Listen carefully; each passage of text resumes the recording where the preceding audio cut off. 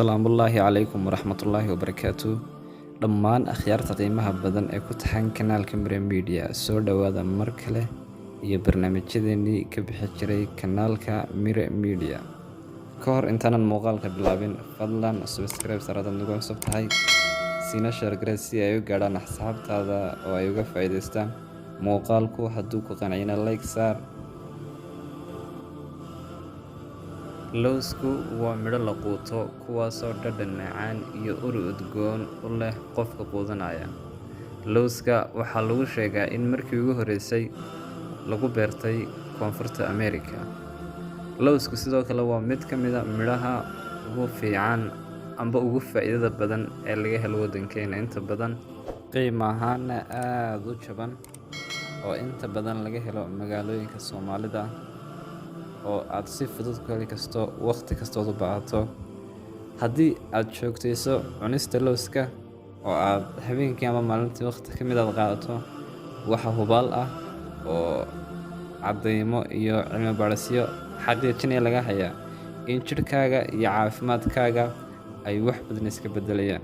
Muuqaalkan waxaan kaga warrami doonaa qaar ka mid ah faa'iidooyinka caafimaad ee uu leeyahay lowsku. Ku soo dhawaada dhammaantiin. Wuxuu wanaajiyaa xusuusta.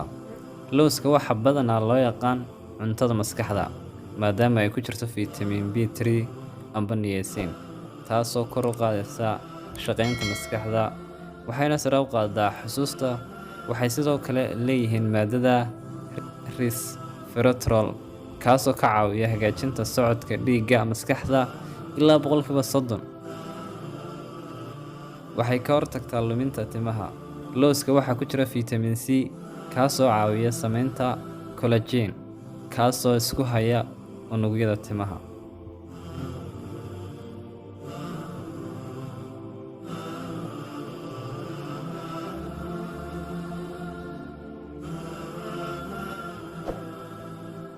Wuxuu nidaamiyaa sonkorta dhiigga. Maadada manganese ee ku jirta lowska waxay ka caawisaa soo nuugista calciumta, fatiska iyo carbohydrateska iyo nidaaminta sonkorta ku jirta dhiigga. Lowska waxaa laga helaa fitamiin E. Waxa uu daawo u yahay finanka wejiga ka soo baxa, finanka maqaarka. Cunista lowska waxa uu jirku ka helayaa fitamiin E aad u badan, kaasoo ka saacidaya waxyaabo aad iyo aad u badan. Lowska waxa uu soo celiyaa xasuusta iyo awoodda jirka. Haddii aad xasuus yar tahay, waxaa daawo ku ah lowska. Cuntada ku jirta lowska waxaa daawo u yahay dadka xasuustoodu yar tahay. Dhinaca kale, lowska waxa uu xoojiyaa awoodda jirka. Waxaa kaloo lagula taliyaa inay dadku ay cunaan lowska subaxii si ay u helaan awood xagga jirka ah iyo inay horumar gaarsiiyaan shaqada.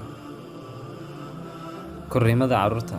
Lowsku waxa uu muhiim u yahay lafaha iyo murqaha carruurta koraya maadaama ay ka buuxaan borotiinno kala duwan, waana sababta loogu dardaarmo in carruurta cunno ahaan loo siiyo lows la shiiday amba laga dhigay daqiiq. Nafaqo.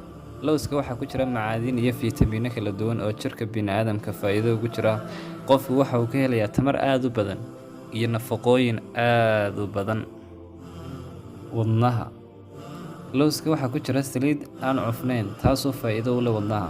Wuxuu lowsku la dagaalamaa cudurka kolestaroolka oo ah subagga fadhiista xididada wadnaha, taasoo ka hortag u ah xanuunada wadno qabadka iyo faaliga stroke, kaasoo aad u yareeya xaddiga wadnaha amba dhiigkarka. La dagaalanka niyad-jabka depression. Yaraanshaha soo saaritaanka maadada serotonin ee soo saaraan unugyada dareemayaasha waxay mas'uul ka tahay in uu yimaado niyad-jabku. Lowsku waxaa ku jira amino acid loo yaqaan tryptophan, kaasoo gacan ka geysta sii deynta serotonin. Tani waxay horseedaa la dagaalanka niyad-jabka. Kuwaas aan soo taxnay waa qaar ka mid ah faa'iidooyinka caafimaad ee aan ka helayno lowska haddii aan cunno amba aan isticmaalno. Lowsku waa mid ka mid ah saan hore soo sheegnay midhaha ugu faa'iidada badan.